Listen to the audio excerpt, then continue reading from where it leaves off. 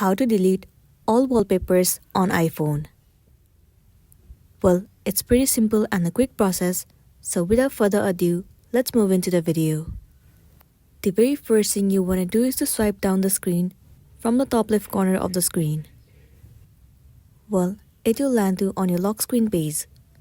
Now simply tap and hold the screen for a few seconds. And now you can see that all the wallpapers will be visible to you.